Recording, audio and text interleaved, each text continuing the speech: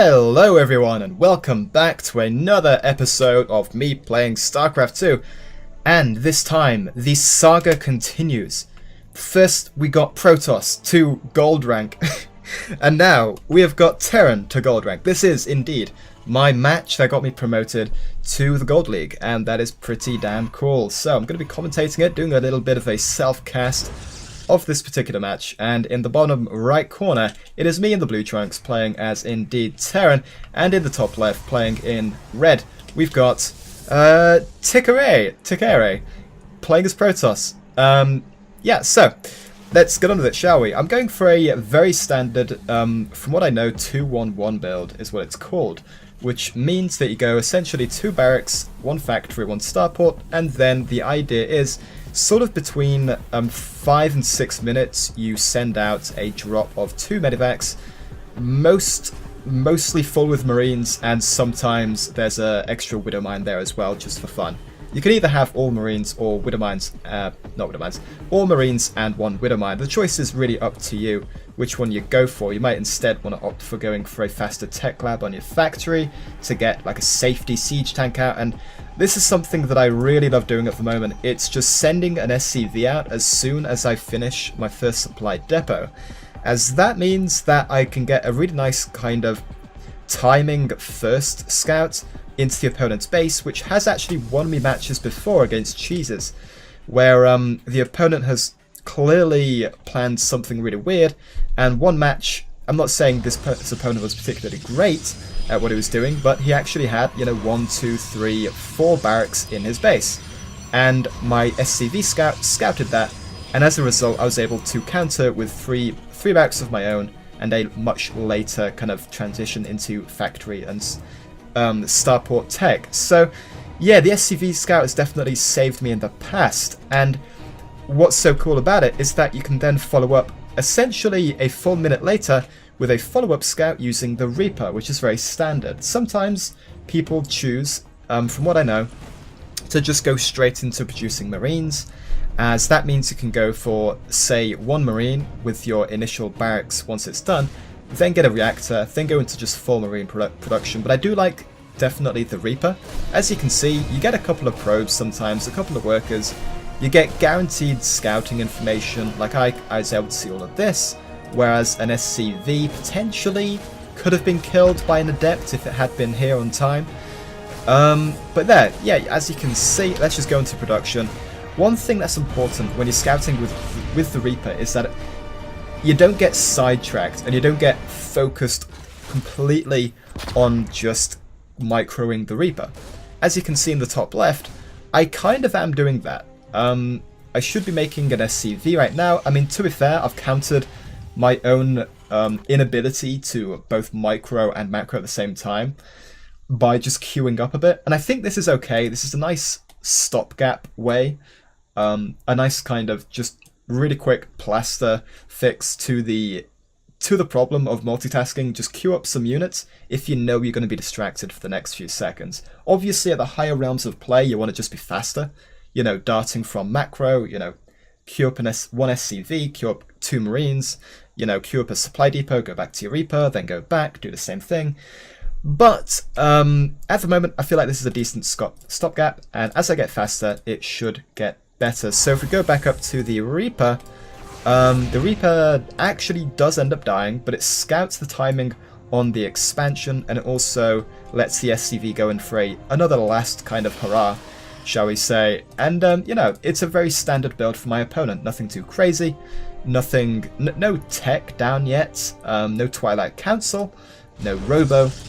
Eventually he does go into a very standard, just like Twilight Council Robo build, but yeah, that scouting initially definitely gave me a lot of useful information. So meanwhile, one thing I have noticed of my own play is that I delay my own build, the 2-1-1 build, where the objective is to get a nice fast expansion and a nice 2 medevac drop going. I delay that simply because my factory is late. So if we go back to roughly when I started building my factory, I won't do this too often, I want to keep the flow of the match, but yeah, so you can see I'm floating a lot of gas really. I'm fairly sure that my factory was sort of 20 seconds, 30 seconds later than it really should have been. Which in turn slows down how fast you can get your starport, because a starport needs a factory before it can be built. That's just one of its requirements. And that in turn slows down your reactor starport, and from there your medivac drops. So yeah, one point that I need to remember is get this factory down much sooner. Essentially as soon as I have the gas to do so. So my opponent sends in a very cheeky adept here, but I've got 3 marines on standby and a bunch more come up from my expansion. So that was a very easy thing to kind of stop, really. I take very minimal SCV damage, which is definitely nice. And as we can see in the top left, my opponent is indeed going for Immortals. He does have an Observer out as well. If we take a look at his vision, the Observers should be somewhere. No one knows where. Okay, right, never mind then. But yeah, he definitely has an Observer out. He definitely has, well, he's starting Immortal production, so it's essentially a very standard game from him, really.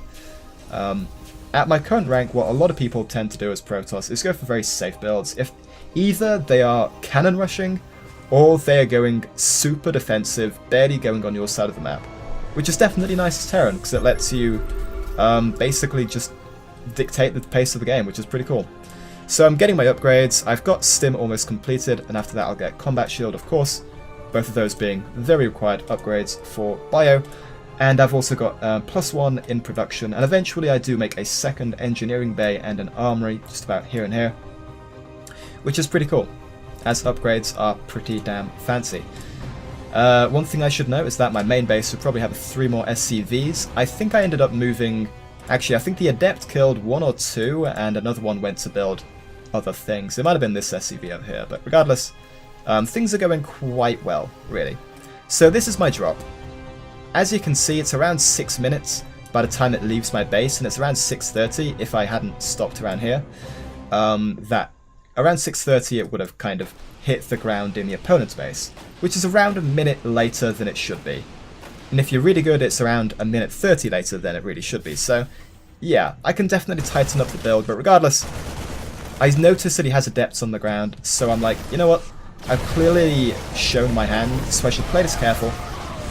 Deploy my troops out of the medivacs kind of before I get near his base, so that they don't both get blown up by an overcharge on a pylon or something, or just a bunch of stalkers. Not that I'm, you know, too aware of what composition he's gone for just yet. But with that push, I scout out all of the Immortals and the Adepts, so, you know, I've got a bit more information. I kind of make some posturing move on the map, and basically this is telling him, you know, I'm not too afraid of going for drops. Which is cool, because that lets me then go for a very safe 3rd command center, which is pretty sick. So I'm just macroing up, going for all the production, couple of extra barracks, my next engineering bay is on, I'm getting +1 armor now, I'm also getting my armory for those +2 upgrades, which I will be able to get soon. I'm getting add-ons for these barracks, which is pretty cool. And yeah, everything's going really quite nicely. I've got almost 2 bases completely saturated, my 3rd's coming up, I'm getting upgrades at a reasonable pace, and if we take a look at the supply counts between the 2 races, and if we take a look at army values, he is actually ahead in army value. That's really interesting. It's probably because Immortals are just worth so much in terms of supply and in terms of just minerals and gas investment, I think. And as you can see here, he actually makes a little bit of a push, but my Liberators actually come out just in time, and I guess as soon as he sees those, he realizes with 1 Stalker left, he really does not have the capability of fighting into these machines of aerial death. So, yeah, basically I'm perfectly safe. And I get a Siege Tank as well, so as soon as I get the Siege Tank, and as soon as I'm able to rebuff his attack, my army takes the lead, and from this point on in this match, my army just gets bigger and bigger, and his doesn't ever catch up to where it was. So yeah, that's pretty cool. So upgrade-wise, I'm just about getting my +2/+2 at this point. My +1 armor is almost finished, and after that, you can bet your bottom dollar that I will be getting +2 armor, which is pretty sick. I'm also getting +1 ground weapons, which is definitely +1 vehicle weapons, I should say. As tanks do benefit from that quite a bit. You know, you're doing splash damage. I think they benefit from it. You have to assume that they do. It's one of those things the game never really tells you directly, but yeah, it seems like a good idea, and I've definitely seen people do this before, so, you know, I imitate the greats of StarCraft 2's past, so hopefully I don't go too far wrong. And against a Gateway Robo army, having played Protoss against a Platinum Terran friend myself and having gotten absolutely mauled by his Marauder heavy style, once he'd scouted the fact that I was indeed going for heavy bio, no, not heavy bio, a heavy Gateway Robo, Marauders seem to be the best thing coupled with, you know, Liberators and tanks against Protoss if they're playing this kind of style. As you can see, he's actually doing quite well in terms of teching up, getting upgrades. He does eventually get extended thermal lance for Colossus play. He's getting other upgrades. He's getting +1 ground weapons. So yeah, it's not a bad army, but as you can see in the supply differences, I've just got so much more stuff. And I guess this comes down to what every beginner kind of guide says. When you start StarCraft 2, you can literally just ascend through the leagues quite quickly if you just make more stuff than your opponent. And this is especially true for Terran, as, you know, the triple M build of Marines, Marauders, and medivacs, it can really deal, once it's upgraded, quite well with almost any other composition. With some decent control, well-timed upgrades, you can definitely just make the same units and, you know, do quite well with it. And as long as you make more of them than your opponent, or just massively out-upgrade your opponent, you're in good shape. So yeah, cool stuff. I'm currently, if we take out, yeah, I'm currently on 99 army supply compared to his 70, so I'm pretty good in terms of that, and upgrades-wise, I'm just way ahead of him. You know, I've got +2 ground weapons, +1 ground armor, now +2, so I'm 2-2 against his 1-1. And we've both got some kind of utility upgrades, stim, combat shields for me, and glaive adepts, and charge lots for him. So yeah, at this point, I'm thinking that I'm ahead overall, but I'm not completely sure. Regardless, I probably should have had just a bit more confidence and just gone out on the map. But yeah, things are going quite well. Meanwhile, he does have his first Colossus out, and he does continue the production of said Colossus. He is just about to finish Extended Thermal Lance, which does indeed make Colossus so much better against Bio, because it makes them safer, but when they get caught out of position like that, oh, they are not so good. Not so good indeed. And with a quick stim, setting up a couple of Liberators, there is indeed a bit of miscontrol from me. These Liberators never really had much impact other than sniping this Mothership core eventually, but yeah, Bio was pretty damn good. And as you can see, I do indeed have a lot of Marauders mixed in here. Is that actually more than Marines? No, I've got still more Marines than Marauders, but even so, the Marauder count is very high, coupled with the tech of Liberators, and I'm really just shredding him, and I've out-upgraded him quite heavily. I'm still on +2/+2 versus his +1/+2, so yeah, and I've started +3/+3. Things are going quite well. I just destroy his first army. Reinforcements cannot happen quickly enough. I've got aerial superiority. I've out-teched him, really. And in terms of army values, you know, this is fairly brutal. So this was the match that I went into Gold League, which is really cool. I was actually quite worried about playing Terran in this series, as Terran seems just so complex when you haven't played it before. You've got all the lifting off of buildings, swapping add-ons, many different upgrades to consider, but yeah, if I had to give any advice, just stick to one build. 2-1-1 is what a lot of people suggest, maybe 1-1-1 would also work, and yeah, keep on macroing in the background.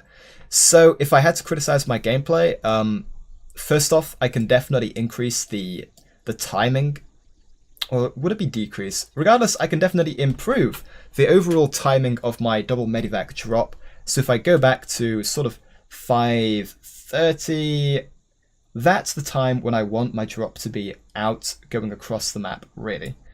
I mean, ideally that would be the time that my drop would hit the opponent. But regardless, you know, about this time I should have double medivacs coming out. And I haven't even started making them, so that's quite bad. But I know what to do. I need to just get my initial factory down quicker as soon as I have the gas to, and that will speed up the time that I have the starport building, and once the starport is done, then it's just a matter of making the medivacs, which is fine. So I know what to do to improve that timing, and I will be working on that in the future. And in addition to this, I think I can be a little bit more aggressive sometimes. I can definitely afford to do that. I think my scouting was quite good this game. 2 scouts early on, and at some point I did actually scan a couple of times to scout the timing of the 3rd base, and also the composition of the army. I scanned around here in between the 2 bases. That was pretty cool. Yeah, and macro can always be improved, but I'm actually quite happy with my Terran play at the moment. It feels really smooth, a lot smoother than it was a few days ago. So yeah, thank you guys for watching. Hopefully you enjoyed this promotion match up to Gold League, and more StarCraft 2 gameplay coming up soon. Thank you for watching, and I'll see you in the next one. Ta-ta!